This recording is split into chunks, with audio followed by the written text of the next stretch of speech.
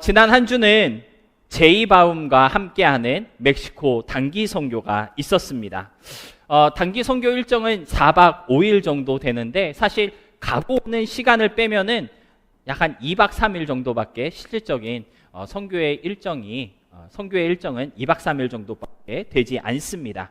하지만 2박 3일의 짧은 일정인 것 같지만 현지의 선교센터를 중심으로 정말 여러 가지 사역들을 진행하면서 바쁘게 보낸 값진 시간이었다라고 말할 수 있겠는데요. 역시나 이번 선교에서도 우리 더 나누는 교회 선교 팀원들이 정말 큰 활약을 해주었고 아주 밝은 빛을 내었다, 그렇게 말할 수 있을 것 같습니다. 우리 수고하신 여러분들을 위해서 다 같이 박수 한번 치도록 하겠습니다. 네. 사실 우리 더 나누는 교회 청년들과 또 우리 이아름 사모님이 빠지면 단기 선교 VBS 일정을 참 진행하기가 어렵습니다. 그래서 우리 청년들과 또 이아름 사모님께서 단기 선교 기간 동안 현지에 있는 아이들을 불러 모아서 또 VBS 사역을 열심히 잘 감당해 주셨고요. 그 외에도 공원에서 살아가는 홈리스들을 찾아가서 섬기고 마약에 붙잡혀 있던 그 삶을 청산하고 새로운 삶을 꿈꾸며 마약 재활원에서 훈련하고 있는 그러한 사람들을 위로하는 그러한 사역도 여러분들이 섬기고 오셨습니다. 소똥으로 벽돌을 구워가며 생계를 유지하는 사람들에게 소망의 복음을 나누고 온 아주 값진 그러한 선교이었는데요. 사실 멕시코 현지에서 살아가고 있는 사람들의 모습을 이렇게 보고 있으면 정말 우리와 같은 시대를 살아가고 있는 사람들인가 의심이 들 정도로 아주 열악한 상황 가운데 살아가고 있는 것을 보게 됩니다. 사실 우리가 단기 선교로 찾아가고 있는 그 멕시칼리 선교센터가 이 국경에서 멕시코와 미국 국경에서 그리 멀지 않은 지역에 위치하고 있습니다. 그래서 국경선을 중심으로 미국 쪽으로는 현대 문명의 모든 혜택을 정말 넘치도록 누리고 있는 모습을 보게 되지만 동시에 멕시코 쪽을 볼 때는 정말 아프리카 빈민국 수준으로 살고 있는 그러한 모습을 우리가 단기 선교를 갈 때마다 보고 있는데요.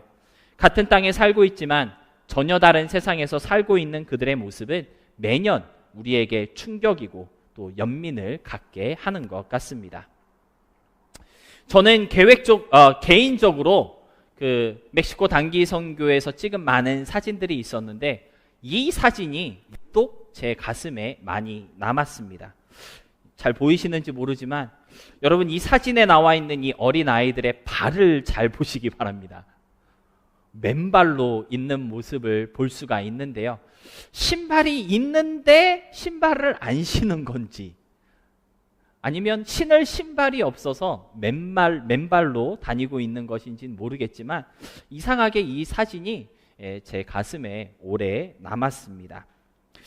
시대가 어떤 시대인데 저렇게 맨발로 뛰어다니고 있는 것인가? 저로서는 잘 이해가 되지 않았는데요. 한편으로는 저 정도로 열악하다라고 하는 것을 볼 수 있는 사진이기 때문에 이 사진 한 장만으로도 왜 우리가 매년 멕시칼리 단기 선교에 참여하고 있는 것인지 그 이유를 충분하게 설명해주고 있는 것 같습니다. 여러분, 멕시칼리 단기 선교 사실 지금 15년 가까이 진행하고 있는데요. 이 오랫동안 이어져 온 사역이다 보니까 어떤 면에서는 틀에 박힌 선교다라고 하는 고민도 있습니다. 같은 지역으로 가서 같은 모습, 같은 형태로 섬기는 일이 반복되고 있다 보니까 과연 이렇게 섬기는 것이 의미가 있는 것인가 생각하지 않을 수 없는 그러한 단계에 이르렀다라고 볼 수가 있는데요. 사실 단기 선교에 참여했던 여러 많은 교회들 중에 너무 틀에 박힌 선교다, 너무 뻔하고 너무 편하고 너무 안락한 그러한 선교라며 다른 선교지를 찾아보겠다고 떠나간 그러한 교회들도 있습니다. 뭐 그 정도로 시스템이 잘 돼 있다는 뜻일 수도 있고요. 선교 프로그램이 체계적으로 잘 짜여져 있다는 뜻이기도 하겠지만 한편으로는 업그레이드가 필요한 그러한 지경에 이르렀음을 말해주기도 하는 것 같습니다. 그런데 여러분, 어떻게 선교 프로그램을 업그레이드 해야 할지, 또 어떤 새로운 모습으로 선교 프로그램을 다시 세워야 하는지를 고민하는 것, 분명 너무나도 중요하고 또 반드시 필요한 일이겠지만, 이 사진을 보고 있으면 아무리 틀에 박힌 선교라 할지라도 잘못된 선교다라고 하는 생각이 들지 않고요. 똑같은 모습으로 똑같은 방식으로 하는 선교일지라도 안 가는 것보다는 훨씬 낫다라고 하는 생각이 절실히 드는 것 같습니다. 이번 단기 선교를 준비하고 또 단기 선교가 진행되는 동안 제가 나름 강조했던 한 단어가 있는데요. 바로 쓰임이라는 단어입니다. 여러분, 선교는요, 쓰임입니다. 우리 자신이 하나님의 뜻대로, 하나님의 계획대로 주님 원하시는 방법과 방식으로 쓰임받는 것, 그것이 바로 선교라고 하는 것이죠. 그런데 여러분, 이 쓰임이라는 단어는요, 나를 위한 단어가 아닙니다. 우리 자신을 채우기 위한 표현이 아니라는 것이죠. 내 생각과 내 감정과 내 욕심 또는 내 은혜를 채우는 것과는 아주 거리가 먼 단어가 바로 이 쓰임이라는 단어라는 것입니다. 이상하게 단기 선교 갈 때마다 단기 선교는 좀 고생을 해야 한다, 힘이 들어야 은혜가 된다라고 말하는 사람들이 있고요. 열악하고 비참한 상황 속에서 선교해야 하지만 진짜 선교라고 생각하는 그러한 분들이 종종 있는 것을 보게 되는데요. 여러분, 솔직히 말씀드리면 그건요, 수련회지 선교가 아닙니다. 여러분, 선교를 나 자신을 훈련하고 나에게 필요한 은혜를 충전하는 것으로 생각하시는 분들이 많은데, 여러분, 선교는요, 나를 채우고 내가 은혜 받기 위해서 가는 것이 선교가 아니라는 것을 꼭 좀 기억하셨으면 좋겠습니다. 여러분, 선교는요, 나를 채우는 게 아니라 우리 안에 있는 것들을 다 내어주고 나를 쏟아부으며 나를 내어주기 위해 가는 것이 선교라고 하는 것이죠. 우리의 모든 것을 내려놓고 현지인들의 필요를 위해서, 또 그들의 변화를 위해서, 그들이 복음을 접하고 복음으로 살아갈 수 있도록 그들의 형편과 상황에 맞춰 온전히 쓰임받는 것, 그것이 바로 선교라고 하는 것입니다. 그러한 관점에서 본다면 이번 멕시칼리 단기 선교도 현지의 상황과 형편에 맞게 잘 쓰임받고 돌아온 선교다라고 말할 수 있을 것 같은데요. 우리의 생각에는 조금 편한 부분이 없잖아 있었을 수도 있겠고, 얘기를 들어보니까 멕시코 현지 막 110도 막 이랬는데 감기 걸려왔다고 그러더라고요. 에어컨을 너무 빵빵하게 틀어서.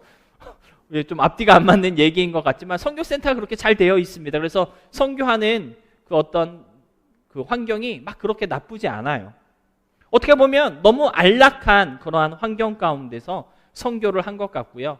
또 어떻게 보면 똑같은 방식으로 그렇게 선교를 한 것 같지만, 분명한 것은 현지인들에게 필요한 것으로 섬기고 현지인들이 필요로 했던 것을 나누고 온 그러한 선교이라는 것입니다.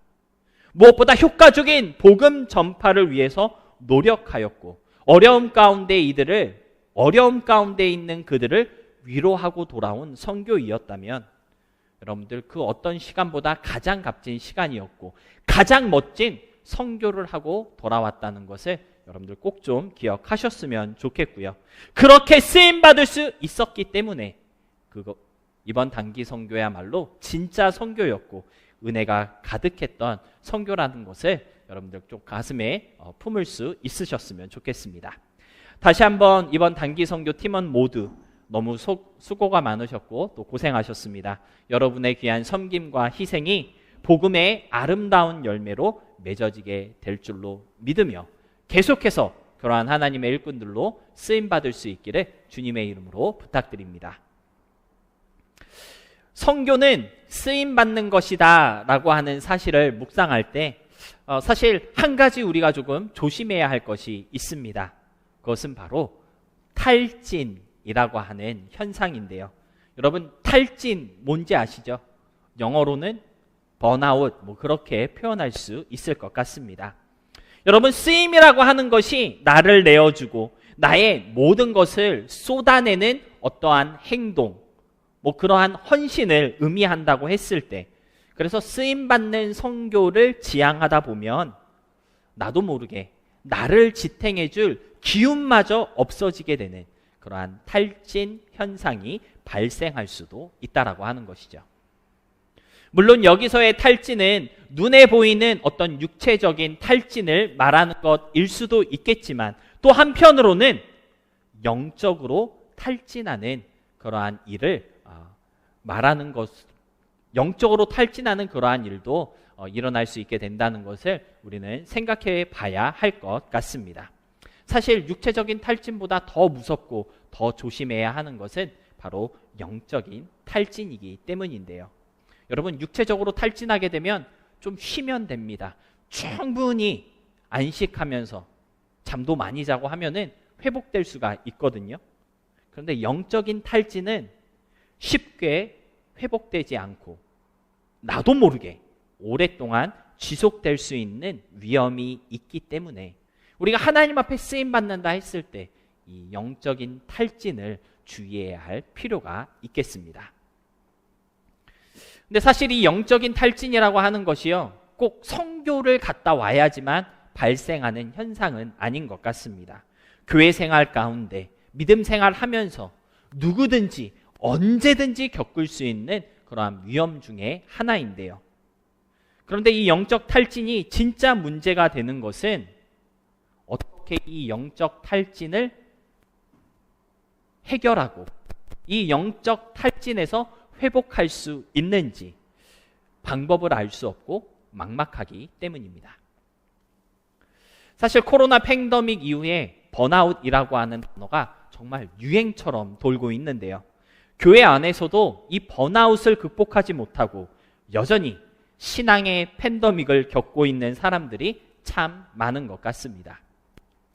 그런 관점에서 저는 오늘 본문으로 함께 읽은 이사야 40장 말씀을 중심으로 영적 탈진 상태, 영적 번아웃을 어떻게 극복할 수 있는지 여러분과 함께 생각해 보고자 하는데요. 영적으로 지쳐있고 영적으로 다 소진되어져 있는 이러한 상태에서 우리는 어떻게 회복될 수 있는지 우리 본문의 말씀 함께 묵상해 보도록 하겠습니다. 첫 번째로 먼저 오늘 본문은요, 새 힘을 가질 때 회복될 수 있다고 말씀하고 있습니다. 우리 본문 31절 말씀 다 같이 함께 읽어보도록 하겠습니다. 함께 읽겠습니다. 오직 여호와를 앙망하는 자는 새 힘을 얻으리니 독수리가 날개치며 올라감 같을 것이요 다른 박질하여도 곤비하지 아니하겠고 걸어가도 피곤하지 아니하리로다. 여러분, 사실 이사야 40장 31절 말씀은 저와 여러분이 너무나도 잘 알고 있는 말씀인데요. 이 말씀은 오직 여호와를 앙망하는 자는 새 힘을 얻게 된다라고 약속하고 있습니다. 여러분, 우리가 힘들고 지쳐 있을 때 또는 연약해져 있을 때 오직 하나님만 앙망할 때 새 힘을 받게 된다고 오늘 성경은 말씀하고 있는데요. 주를 앙망하는 저와 여러분이 될 때 하나님이 주시는 그 새 힘으로 말미암아 영적인 탈진, 영적으로 지쳐있는 그 상태에서 회복될 수 있다는 사실을 오늘 성경은 우리에게 말씀하여 주고 있다라고 하는 것입니다. 따라서 주님을 바라보는 그러한 저와 여러분 모두가 될 수 있기를 소망합니다. 그런데 여기서 우리가 조금 더 집중해서 봐야 할 것이 하나 있는데요. 하나님이 약속하신 이 새 힘이라고 하는 것, 어떠한 힘을 말하는 것인지 조금 더 깊게 살펴보아야 할 필요가 있을 것 같습니다. 크게 세 가지로 이 힘에 대해서 우리가 생각해 볼 수 있을 것 같은데요. 첫 번째로 먼저 이 새 힘이라고 하는 것은 다시 충전되는 힘을 말하는 것이 아님을 아셔야 합니다. 기존에 우리에게 있던 어떠한 힘이 다시 채워진다는 것을 뜻하지 않는다는 것이죠. 내가 가지고 있던 어떤 힘, 나의 능력이나 실력, 나의 재능이 다시 이렇게 풀로 충전되는 것을 뜻하는 것이 아니다라고 하는 것입니다. 여전히 여러분, 우리가 이제까지 쌓아왔던 나의 힘과 능력, 그 실력과 재능이 바닥났을 때 영적인 탈진이 오는 것이 아니기 때문에 그러한 것들을 하나님께서 다시 채워준다 한들 영적인 탈진에서 벗어날 수 없다고 하는 것이죠. 혹 내가 가지고 있는 실력과 능력을 다 썼기 때문에 영적인 탈진에 왔다 할지라도 그것을 다시 채워준다 한들 영적인 탈진이 영적인 탈진이 다시 오지 않는다는 보장이 없기 때문에 다시 그것을 재충전한다 한들 아무 의미가 없다는 것을 우리가 깨달을 수 있어야 한다라는 것입니다. 따라서 오늘 이사야가 증거하고 있는 새 힘이라고 하는 것은 단순하게 재충전되는 것을 말하는 것이 아니라는 것, 여러분 먼저 좀 알아야 하겠고요. 두 번째로 이 새 힘이라고 하는 것은 우리의 힘을 말하는 것이 아니라는 것도 알아야 할 필요가 있겠습니다. 여러분, 한글 성경에 새 힘이라고 번역된 이 단어를 영어 성경에 보니까요, renew 이렇게 표기하고 있는 것을 볼 수가 있었는데요. 여러분, renew라고 하는 말 무슨 뜻입니까? 기존에 있던 것을 다시 새롭게 한다. 그러한 뜻이 바로 renew라고 볼 수가 있는데요. 제 생각에 이 renew라고 하는 단어는요, 적절한 단어는 아닌 것 같습니다. 왜냐하면 renew라고 하는 표현은요, recharge랑 크게 다르지 않기 때문입니다. 여러분, 우리의 힘을 다시 새롭게 한다 할지라도 여전히 그것은 한계를 가진 사람의 힘입니다. 그렇지 않습니까? 여러분, 제가 설교할 때마다 가지고 다니는 조그만한 패드가 하나 있는데요. 여러분, 이 패드 몇 년째 사용하고 있습니다. 그런데 이 패드를 리뉴한다 할지라도 이 패드가 갑자기 알파고가 되는 게 아니고요, 양자 컴퓨터가 되는 것이 아니잖아요. 이 패드를 리뉴한다 한들 이 패드가 가지고 있는 스펙이나 기능은 그대로 있을 뿐, 단지 이 패드가 할 수 있는 일들을 좀 더 효과적으로, 좀 더 최고의 결과를 내는데 사용할 수는 있지만 이 패드보다 더 큰 일들을 할 수는 없다라는 것을 우리는 잘 알고 있습니다. 무슨 말이냐면, 저와 여러분이 가지고 있는 힘을 하나님께서 새롭게 해 주신다 할지라도 그 힘은 여전히 사람의 힘이기 때문에 언젠간 떨어지게 되고 언젠간 피곤하며 자빠지게 되는 힘이라는 것을 우리는 깨달을 수가 있다라고 하는 것이죠. 새롭게 되어도 여전히 사람의 힘인 것이고, 따라서 그 힘은 한계가 있고 무한하지 않기 때문입니다. 그런데 오늘 본문이 우리에게 약속하고 있는 새 힘은 어떠한 힘입니까? 31절에 보니까 다름박질하여도 곤비하지 않는 힘, 걸어가도 피곤하지 않는 힘이라고 성경은 말씀하고 있습니다. 무슨 말이냐면 사람의 힘이 아니라는 거예요. 우리의 힘을 새롭게 해주시는 것이 아니다라고 하는 점을 오늘 성경 본문은 강조하고 있는 것입니다. 그렇다면 오늘 본문을 통해 하나님이 약속하신 이 새 힘이라고 하는 것은 어떠한 힘을 말하는 것일까요? 제가 이 새 힘이라는 단어를 히브리 원어로 찾아보았더니요, 먼저 이 힘이라고 하는 단어는 우리가 알고 있는 것과 똑같이 힘, 능력, 파워, 그러한 뜻을 가지고 있는 단어로 기록되어져 있었습니다. 그런데 새에 해당하는 히브리 단어의 그 원어적 뜻은 새롭게 한다는 뜻이 아닌 것을 발견할 수가 있었는데요.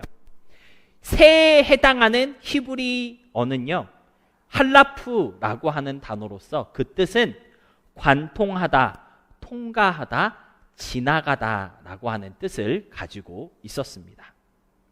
그러니까 오늘 본문에서 말씀하고 있는 새 힘이라고 하는 이 파워는 단순히 새로운 힘을 말하는 것이 아니라 관통하는 힘, 통과하는 힘, 뚫고 지나가는 힘이라고 하는 사실을 우리는 깨달을 수가 있다라고 하는 것이죠.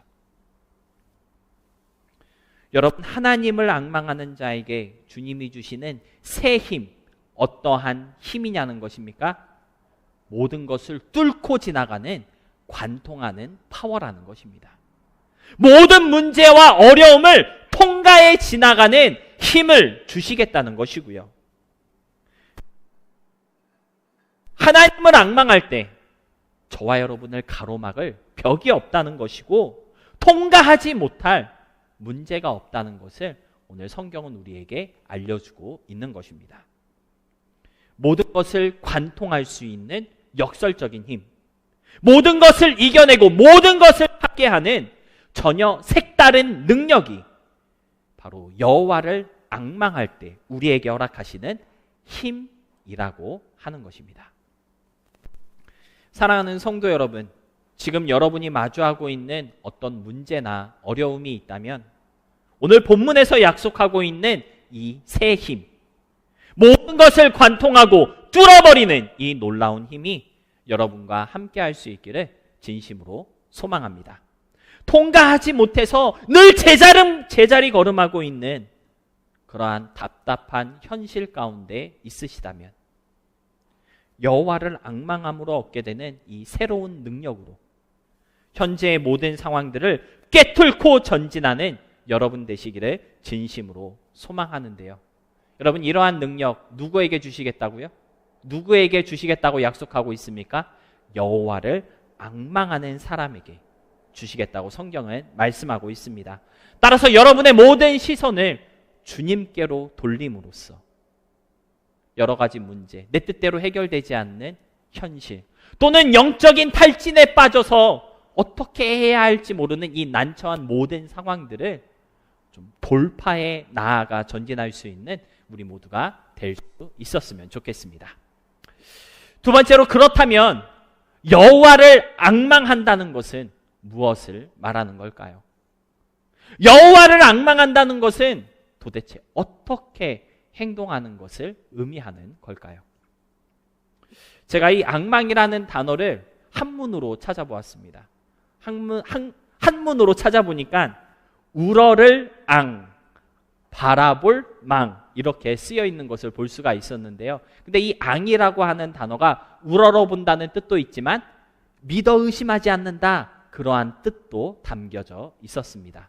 그러니까 여러분, 우리가 여호와를 앙망한다 했을 때 하나님을 어떻게 바라본다는 것입니까? 그냥 주님을 바라보고 그냥 하나님의 역사를 기다리고만 있는 것이 아니라 하나님이 어떤 하나님인지 분명하고 확실한 믿음을 가지고 하나님을 바라보는 것, 그것이 바로 앙망이라는 단어의 뜻이다라고 하는 것입니다. 따라서 여러분이 처해 있는 현재의 그 상황을 돌파해 나아가 전진하고 싶으시다면 확실한 믿음을 갖고 주님을 바라볼 수 있는 여러분 되시기를 주님의 이름으로 축복합니다. 그런데 우리가 주님을 바라볼 때 어떠한 믿음을 가지고 주님을 바라볼 수 있어야 하는 걸까요? 우리 본문 28절로 29절 말씀 같이 함께 읽어보도록 하겠습니다. 함께 읽겠습니다. 너는 알지 못하느냐? 듣지 못하였느냐? 영원하신 하나님 여호와 땅 끝까지 창조하신 이는 피곤하지 않으시며 곤비하지 않으시며 명철이 한이 없으시며 피곤한 자에게는 능력을 주시며 무능한 자에게는 힘을 더하시나니. 여러분, 영적인 탈진을 극복하고 갇혀있는 현실을 뚫고 나갈 새 힘을 얻기 위해 우리가 붙들어야 할 어떠한 믿음인 걸까요? 본문 28절과 29절은요, 크게 두 가지로 우리에게 말해주고 있는데요. 첫 번째 우리가 가져야 하는 믿음은 무엇일까요? 따라해 봅시다. 하나님을 하나님으로 믿는 믿음. 여러분, 첫 번째로 우리가 가져야 하는 믿음은요, 하나님을 하나님으로 믿는 믿음이라는 것입니다. 본문 28절의 말씀 보니까요, 영원하신 하나님을 바라보라는 거예요. 땅 끝까지 창조하신 전능하신 하나님을 붙잡으라고 말씀하고 있습니다.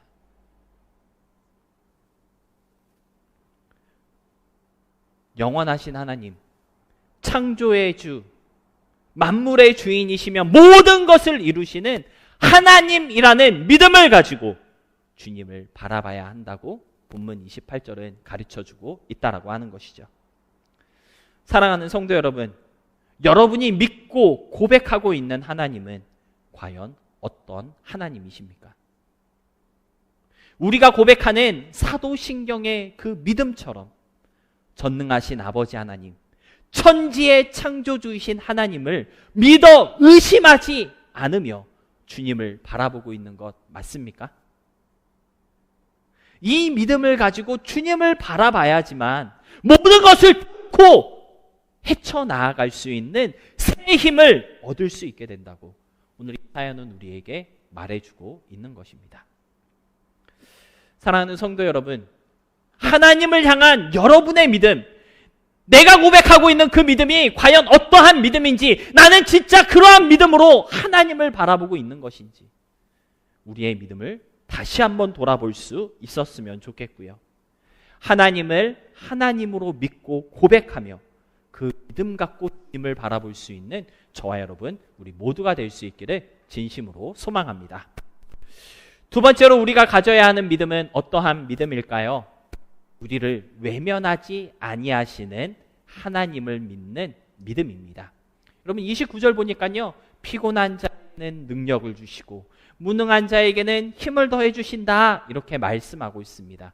저와 여러분이 믿는 하나님은 어떠한 하나님이라는 거예요? 피곤해서 따라오지 못하고 주저앉는 사람에게 책망하고 질책하고 모른 척 하시는 하나님이 아니라 오히려 그에게 능력을 더하시는 하나님이시라는 것입니다. 무능해서 마음에 있는 소원대로 따라가지 못하고 하나님을 위하여 살아가지 못하는 그 사람들을 무시하지 아니하시고 오히려 힘을 더해 주시는 하나님이시라고 성경은 말씀하여 주고 있는 것인데요. 여러분, 아무리 전능하신 하나님이고 아무리 영원하시고 아무리 못하실 게 없는 하나님이라 할지라도 나를 돌아보지 아니하시는 하나님이시라면, 나를 사랑하지 아니하시는 하나님이시라면 무슨 의미가 있겠습니까? 그렇잖아요.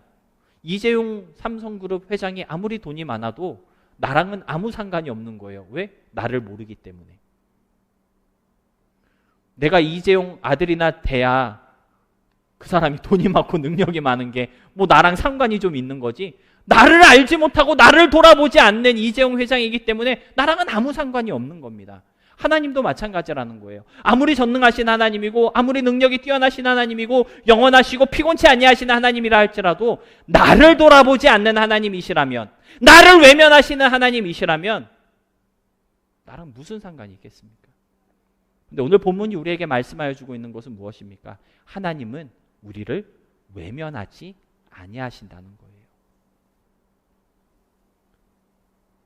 능력을 주시고 힘을 더하시며 지쳐있는 우리를 붙잡아 주시는 하나님이시라고, 그 하나님을 믿는 믿음으로 주님을 바라봐야 한다고 오늘 이 사연은 우리에게 말해주고 있는 것입니다.